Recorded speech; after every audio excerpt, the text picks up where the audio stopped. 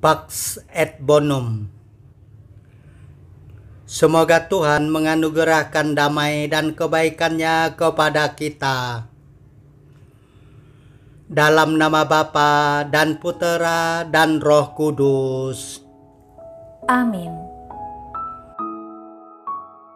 Sekali peristiwa Yesus tiba di daerah Kaisaria Filipi. Ia bertanya kepada murid-muridnya, kata orang, siapakah anak manusia itu? Jawab mereka, ada yang mengatakan Yohanes Pembaptis, ada juga yang mengatakan Elia, dan ada pula yang mengatakan Yeremia atau salah seorang dari para nabi. Lalu Yesus bertanya kepada mereka, tetapi apa katamu? Siapakah aku ini? Maka jawab Simon Petrus, engkaulah Mesias, anak Allah yang hidup. Kata Yesus kepadanya, berbahagialah engkau Simon anak Yunus, sebab bukan manusia yang menyatakan itu kepadamu, melainkan Bapa-Ku di surga. Dan aku pun berkata kepadamu, engkaulah Petrus, dan di atas batu karang ini akan kudirikan jemaatku, dan alam maut takkan menguasainya.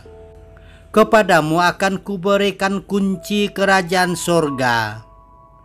Apa saja yang kau ikat di dunia ini akan terikat di surga, dan apa saja yang kau lepaskan di dunia ini akan terlepas di surga. Lalu Yesus melarang murid-muridnya memberitahukan kepada siapapun bahwa Dialah Mesias.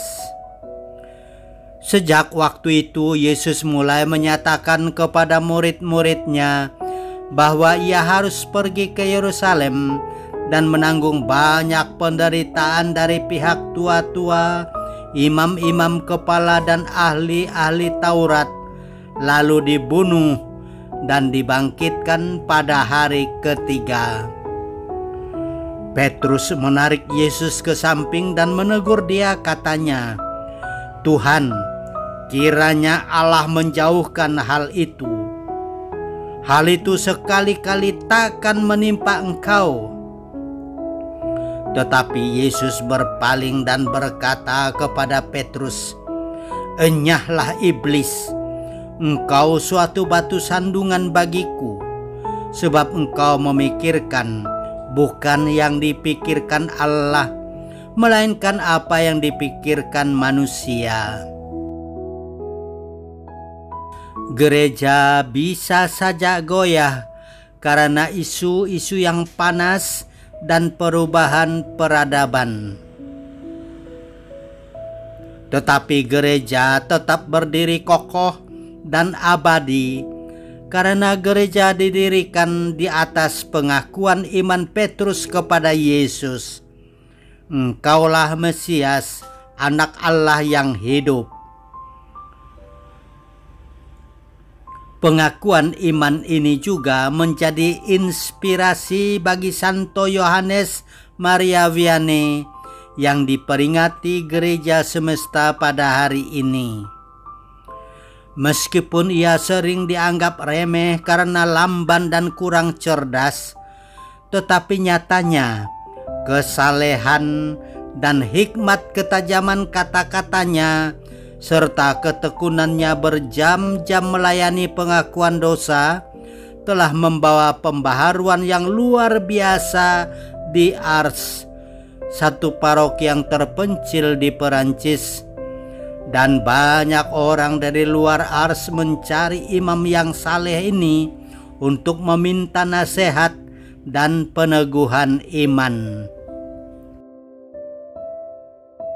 Marilah kita berdoa. Datanglah ya Allah Roh Kudus, penuhilah hati para pemimpin gereja kami. Nyalakanlah api cinta kasih-Mu di dalam diri para imam kami, agar mereka saleh dan setia melayani umat-Mu seperti Santo Yohanes Maria Vianney. Bapa kami yang ada di surga, dimuliakanlah nama-Mu, datanglah kerajaan-Mu, jadilah kehendak-Mu di atas bumi seperti di dalam surga. Berilah kami rejeki pada hari ini, dan ampunilah kesalahan kami, seperti kami pun mengampuni yang bersalah kepada kami. Dan janganlah masukkan kami ke dalam pencobaan, tetapi bebaskanlah kami dari yang jahat. Kemuliaan kepada Bapa dan Putera dan Roh Kudus, seperti pada permulaan, sekarang, selalu, dan sepanjang segala abad. Amin. Tuhan bersamamu. Dan bersama roh-Mu.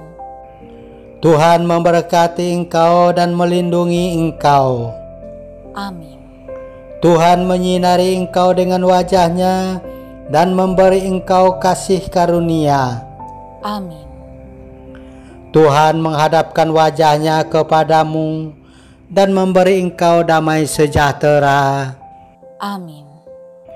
Dalam nama Bapa dan Putera dan Roh Kudus.